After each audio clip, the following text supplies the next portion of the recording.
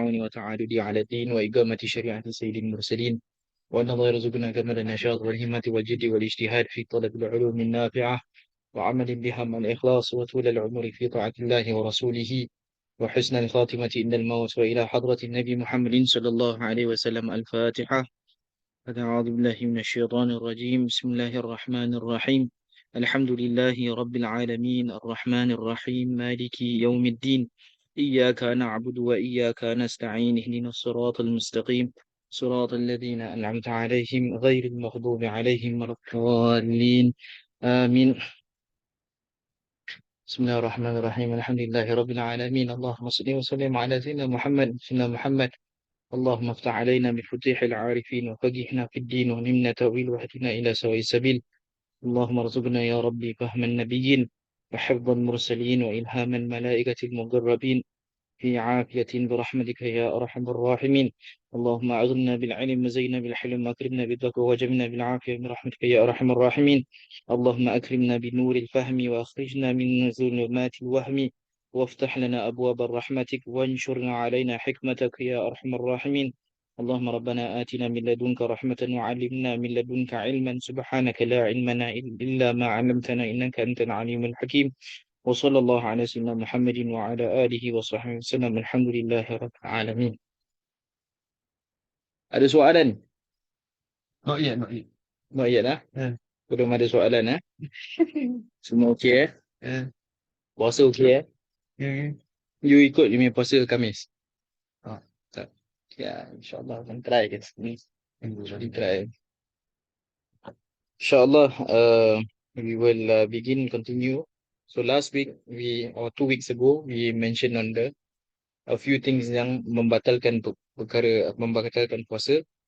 Like, we talk about when the common things is apabila kita masukkan atau when we put things into our body through the available of orifices that is in our body, and once it passes through the limits of each of the orifices. So we say the orifice for the ears are the eardrums. Orifice for the mouth is where your makhraj ha or kha, and then the orifice for your front and back private parts are the doors of the front and back private parts. The orifice of the nose is when it's at the hashim here, when you start to feel the pain. So we also talk about what are the things other than eating and drinking, things that can also nullify the fast.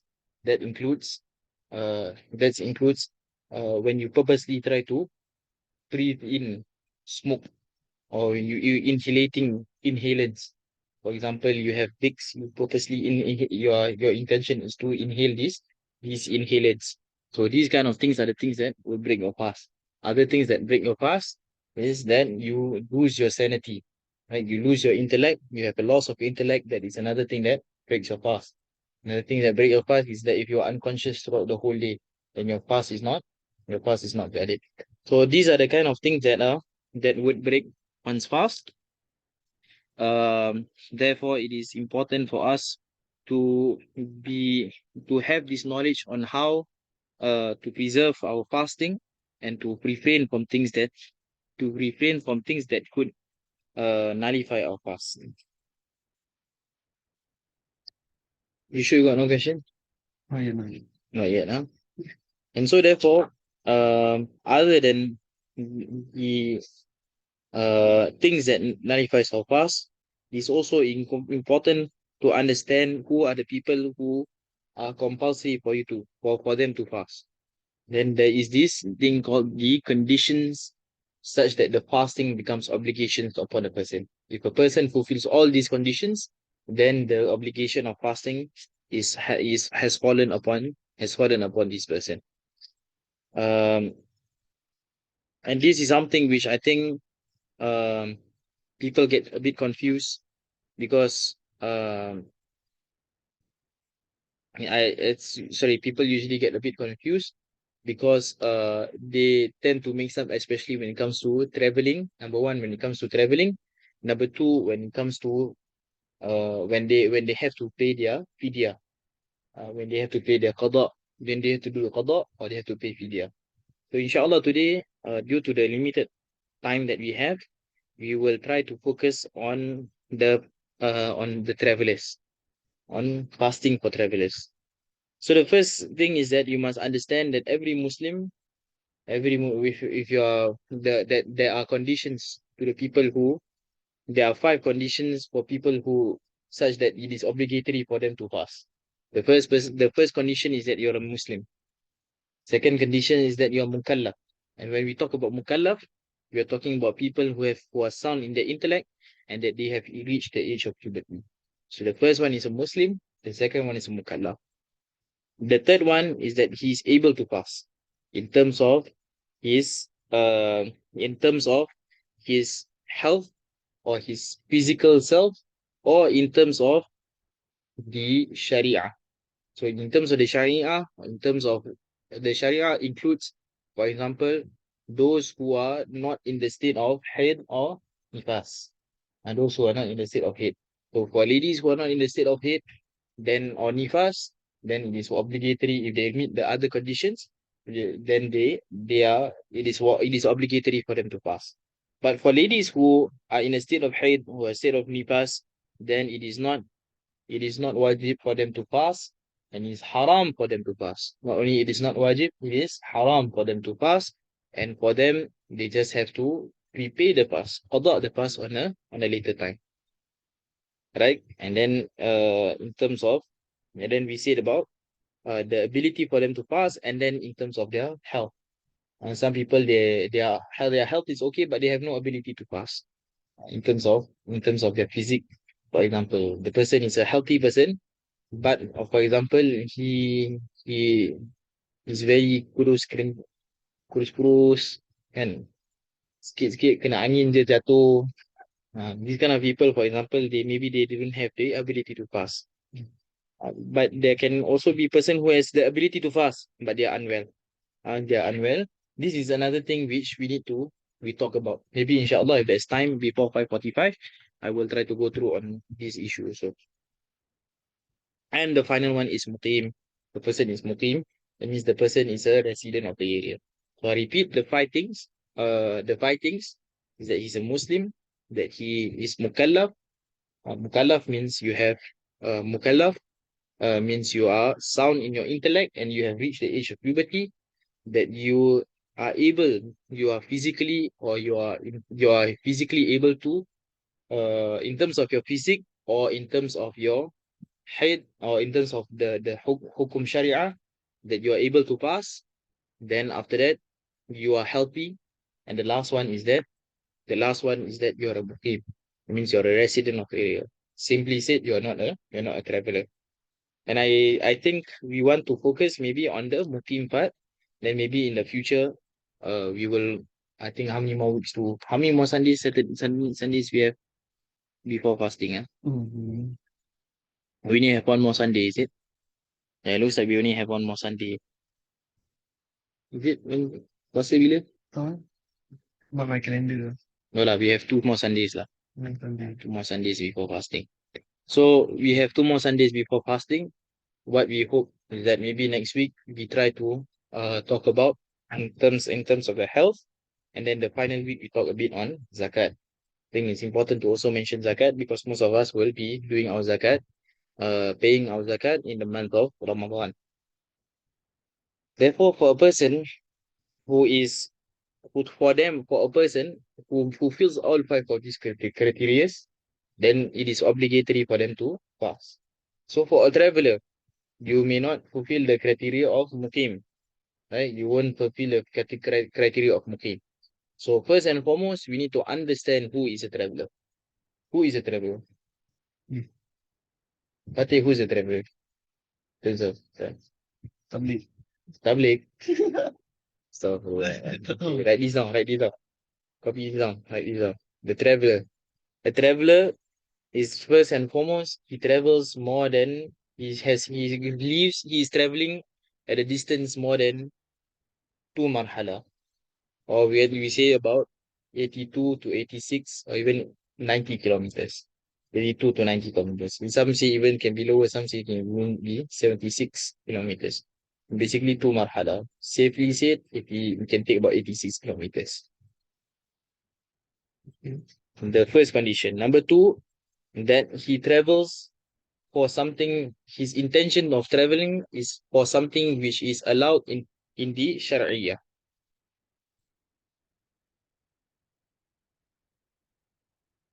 This is in terms of Sharia. For example, I travel to Terengganu to visit my grandmother. Itu sunnah. That's silaturrahim. Sunnah. Or I travel to Batam, not Batam. Batam not 80, not, doesn't Batam no, no Batam not 86 kilometers. I travel to Jakarta because I have a wife there and I need to give her sustenance. That is wajib for you to do. Or I travel to Kuala Lumpur because I want to see their KL Bazaar, Mubah. That is Jawas, the Jews. That means dia tak dosa, tak pahala. So in this case also, travel pun okay, pass. So these are that means the first one we say that first must be more than two marhala. The second one is that the intention for him to travel is based on something that is No. that is allowed in the Sharia. The next one is that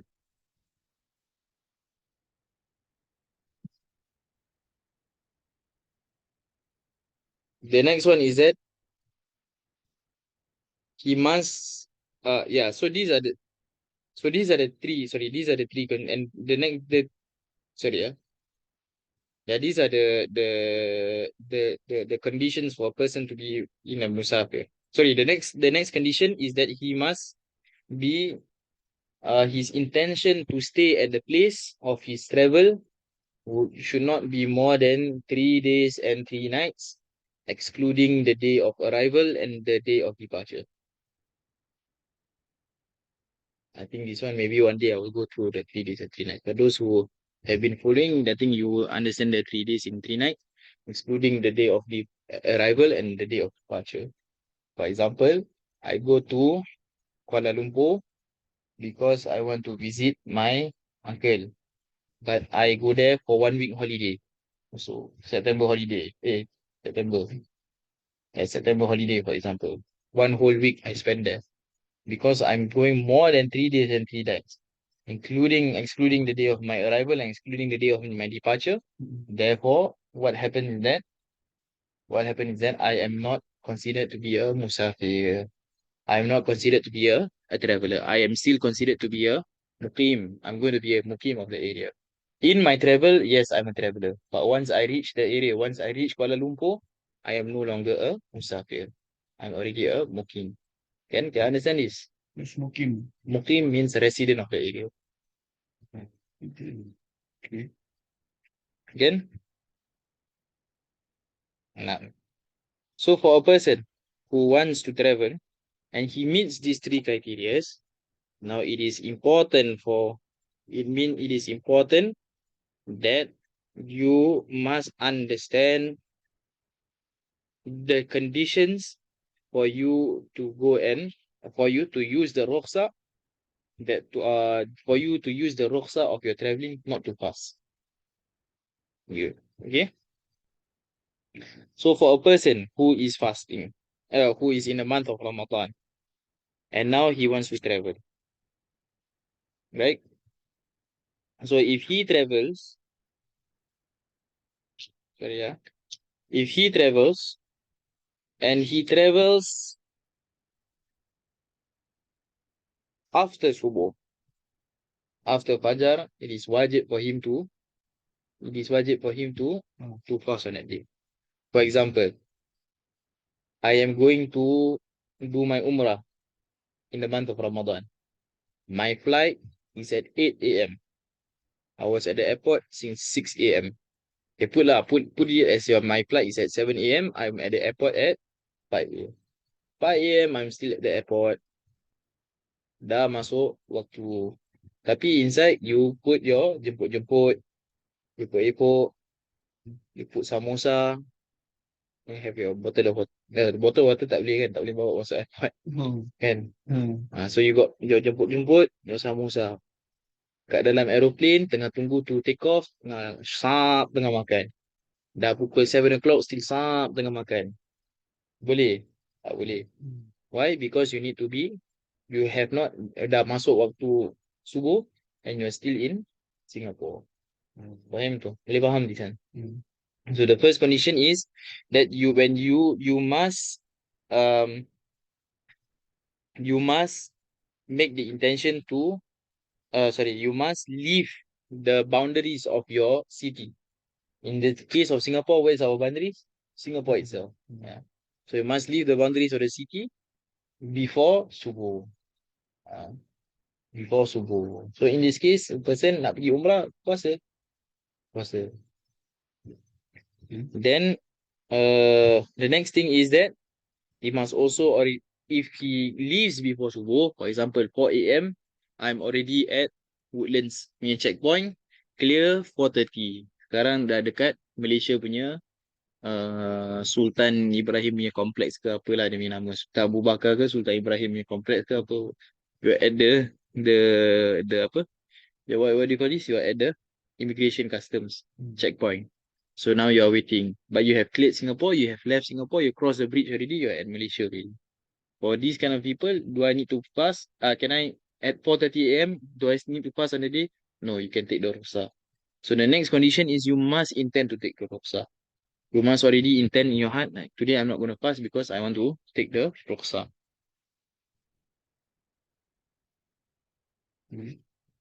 Can? So what is rukhsah? Rukhsah means I intend to take this keringan, this ease that was given to me. That means I tak puasa lah. Tapi tak boleh come out 8 o'clock, you come out Singapore, you all want to have a day trip, drive all the way to Genting Highlands. Tapi you all bawa nasi lemak, bawa roti taruh apa, roti taruh roti sardin. Lepas tu kat keluar rumah pukul 9. Then you are eating the car. Tak boleh. That means you must leave Singapore before subuh. You must leave Singapore before subuh. So the first condition is that you must leave Singapore before subuh. The second condition is you already must have the intention to take the rukhsah.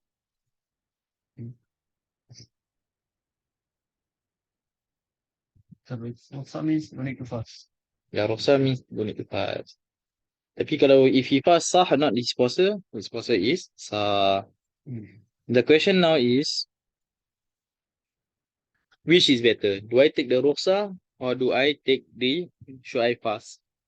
In the madhab Imam Shafi'i, when it comes to traveling, the better opinion, the opinion is it is better for me to fast. It is better for you to not take rukhsah, to go and fast. Question now. I am traveling westwards. I'm traveling westward. I'm going to San Francisco. San Francisco eastward or westward? How is you know or not? I go San Francisco, I fly west or fly east? Not sure. Sorry, Not not sure. sure. Westward ah. Yeah, maybe westward ah. So if you fly westward, maybe. Okay lah, tak mau San Francisco lah. I'm flying to London. I'm going to London. I'm going to London to fly. I mean I'm going London. I'm going there for 3 days. I'm going there for 5 days lah. Kirakan lah. 4 days only. Right? I'm going there from Monday and then Thursday I balik. I'm going there to visit my relative yang kat London, dekat Birmingham lah. Okay, Birmingham. Got a lot of Islam Muslims there kan. Blood. Like they're all semua kat sana. So I'm going there. Okay. I meet the three criteria, right? I first and foremost, more than 2 months halal, right? Definitely going to London. Number two, yeah lah, at that point when I'm a traveler, right? When I go and I'm reaching to a place where I'm going to be still less than 3 days. And number three, the third condition is the intention for me to travel is based on a intention that is allowed by in Islam. Dia tak ada dosa punya intention. Correct? So And then I leave, but then suddenly now, when I leave for the country, for London, my flight delayed ah. Supposed to come out 4:30 or 5 o'clock ah. Tapi I don't know why flight ah. Katakan lah, ini apa, British Airways pula. Kurang asam punya British Airways. Flight delay. Sampai pukul 9, for example. Habis kat Singapore. Habis you tak makan sahur. Right. Tak masuk subuh je, you still inside the plane tengah tunggu. Then they ask you to eat bah. Macam mana? Wajib puasa? Wajib puasa. Wajib puasa. But how? I'm travelling westwards. If you look at the rotation kan, apa punya rotation, for me to buka faster, I should travel eastwards. Right? That means pasal orang, they get sunset earlier, right? So I should be travelling eastwards. But now I travelling westwards. Lagi lama lah my sunset.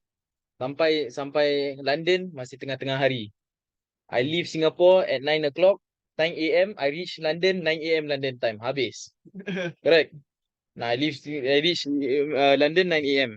So how? Do I still need to fast? I need to fast.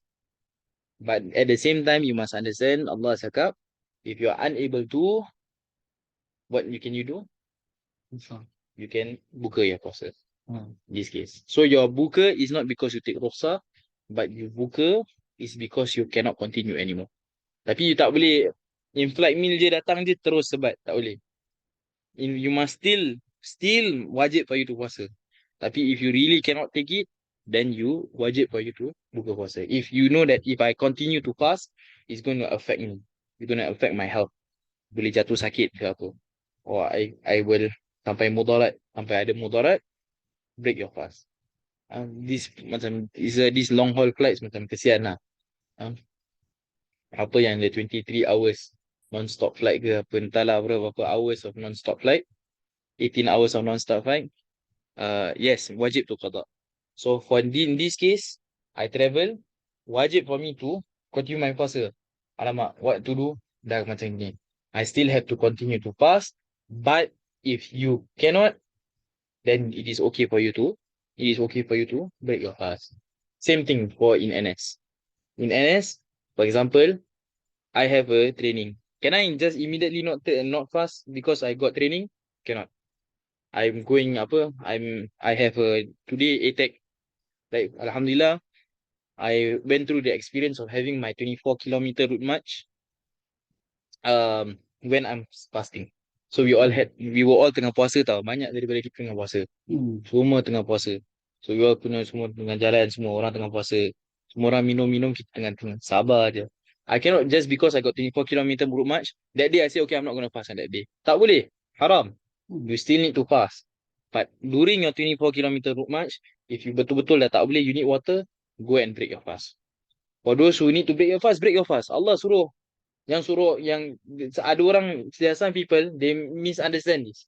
They say, okay lah, need to fast sampai diorang boleh pingsan, sampai heat stroke semua. Cannot.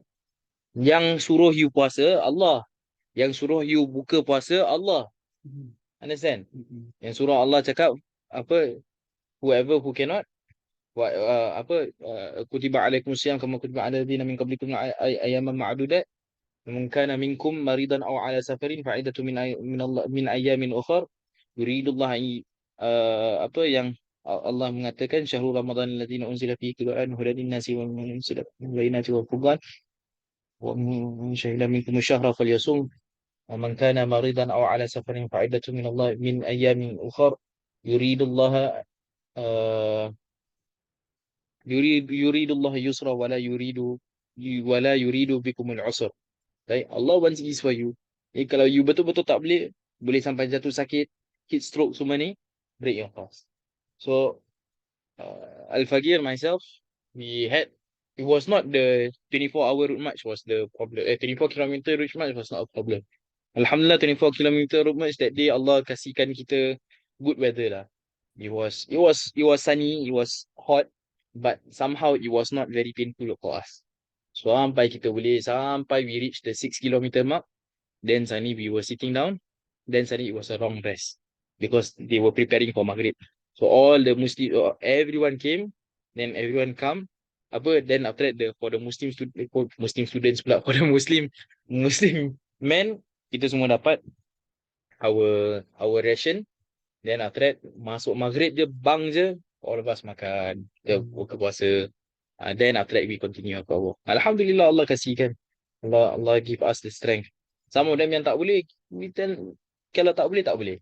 But the pokok is, as long as you still can fast on that day, and you don't have the rukhsah to not fast, you must still try to fast.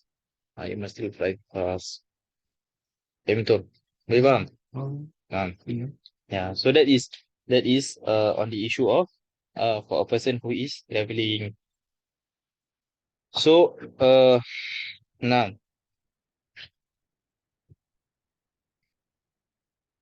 then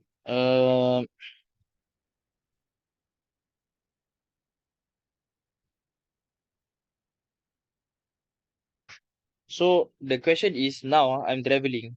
When do I break my fast? No. I start my fast in Singapore time. I break my fast. Important. Tak, no, I don't break my fast in Singapore time. You break your fast where you are. You need to look at where you are. As long as it is not Maghrib, you don't break your fast. As long as it's not Maghrib, you don't break your fast. So if I'm in Singapore, that's why I tell you, orang suka daripada umrah balik. Baik umrah masa diorang balik, alamak syok sampai Singapore je sap makan. Kan? Because you travel only 8 hours and dah buka. But Singapore to, if you travel westbound, you are going westward, then you have a bit of problem. So 9 AM Singapore, sampai London 9 AM. So nak kena tunggu lagi. Tunggu sampai Maghrib dekat London. Kalau winter time senang lah. Tapi kalau summer time, seksa lah. Tapi orang yang boleh, Alhamdulillah, Allah tak akan sia-sia. Allah tak akan sia-sia amal kita. Remember last night we were talking about this, right? Allah tak akan sia-sia amal kita. Allah akan berikan ganjaran atas amal kita. Dan Allah juga, and Allah himself, Allah dah berikan kita kelonggaran, kesenangan, ketetapan. If you have to break your fast, then you break your fast. You have to break your fast, you have to break your fast. You understand? Yeah. So this is on the issue of the traveler. Now, for a person who travels and he travels, say on the 29th Ramadan, Singapore, 29 Ramadan, or he said, okay, let's say he travel on the 28th Ramadan lah. 28th Ramadan, he travel. He sampai je dekat, he sampai, okay, in this case, usually we travel eastward lah. Let's say you travel from Singapore, alamak ni susah. Singapore is already quite east lah. Let's say you travel from, let's say you go Turkey lah, huh? You Turkey, you travel eastwards. Turkey, 29 Ramadan. Sampai Singapore, you're expecting it to be 30 Ramadan. Right? Or you expect them to be 29 Ramadan. Sampai Singapore je, you realise diorang dah hari raya. For us, it's 30 Ramadan or tiba-tiba dah first Syawal. First Syawal, what happened? First Syawal, orang boleh puasa. They are not fasting, right? They are all tengah buka. So likewise for us, once we arrive, we only fast for 28 days. Right? Because 1 month in Islam, how many? 29 or 30. 29 or 30 days. There's also a very smart story dekat surah Tahrim, I think. If I can recall, surah Tahrim, Rasulullah SAW, let me just check. I think it's surah Tahrim. Surah Tahrim, Rasulullah SAW, he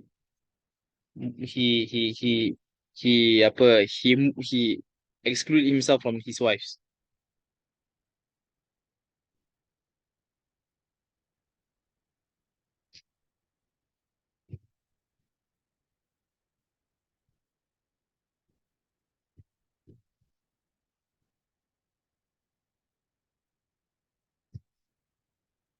So I think if I can recall, Rasulullah SAW, for 1 month he was not with his wife. or he separated himself from his wife for 1 month. So and in that 1 month, Rasulullah SAW came back on the 29th day, or after 29 days. So saya dah tanya Aisyah. Saya dah tanya Aisyah, apakah sahabi? She's the most faqih of the sahabi.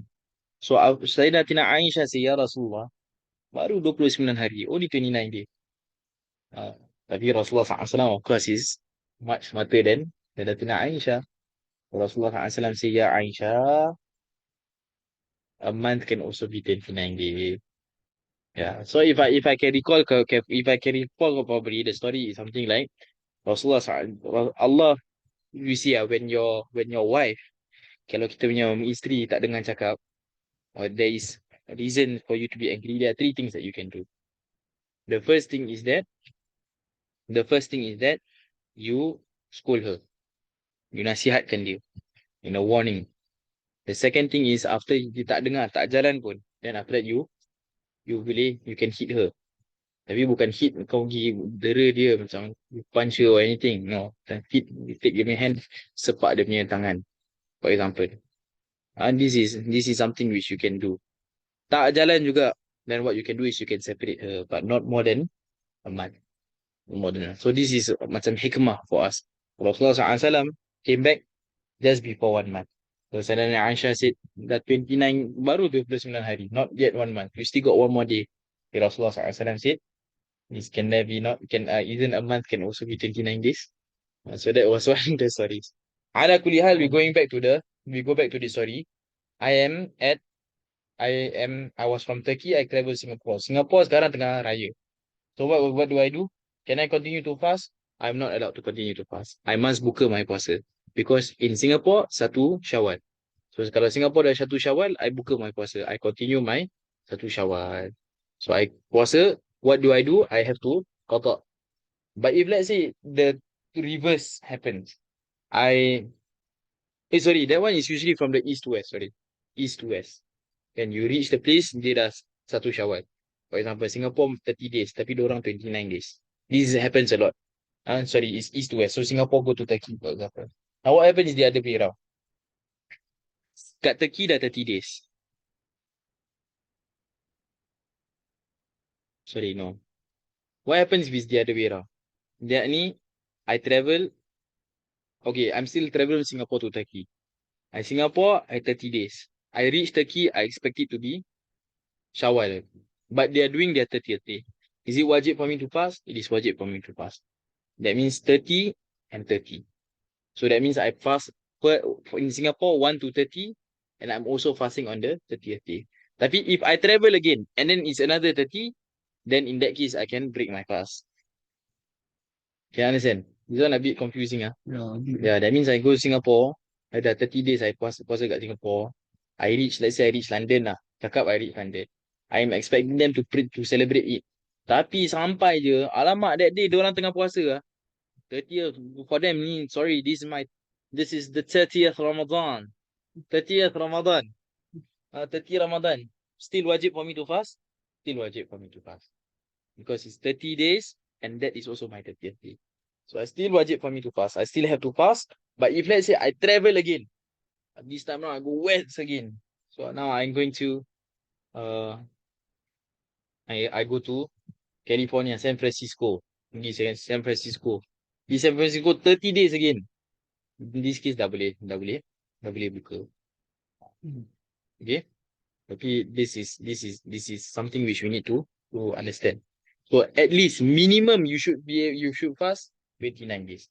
Kalau ada less than 29 days, then you know that if you're traveling on the last day, you less than 29 days. For example, the first scenario I give you, right? 28 days sampai je diorang kita tengah 29 days tapi diorang dah celebrate raya. In this case, you buka your puasa. You buka your puasa.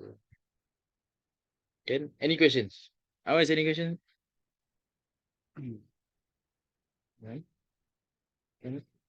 Boleh semua?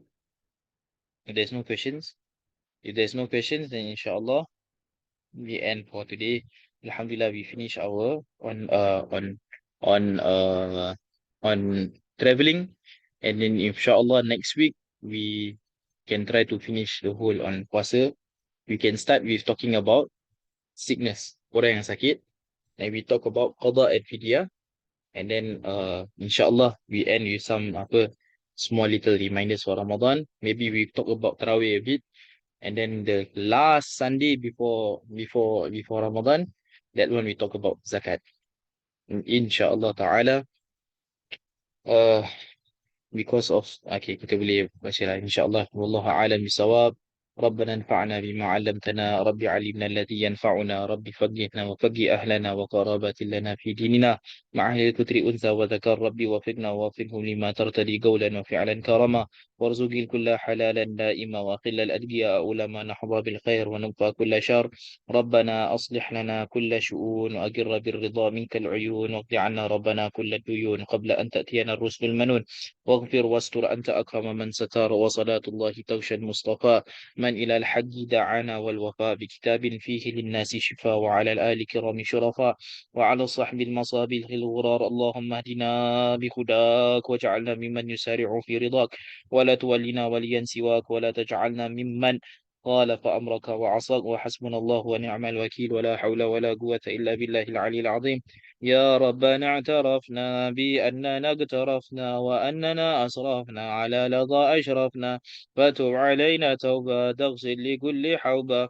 واستر لنا العورات وآمن الروعات واغفر لوالدينا ربي ومولودينا والأهل والإخوان وسائر الخلان وكل ذي محبة أو جيرة أو صحبة والمسلمين أجمع آمين ربي فاسمع فضلا وجودا منا لا باكتساب منا بالمصطفى الرسول نحظى بكل سول بالمصطفى الرسول نحظى بكل سول بالمصطفى الرسول نحظى بكل سول صلى وسلم ربي عليه عد الحب وآله وصحبه عدالة الصحب والحمد لله في البدء والتناهي صلى الله عليه وسلم. Thank you very much. Assalamu alaikum warahmatullahi wabarakatuh.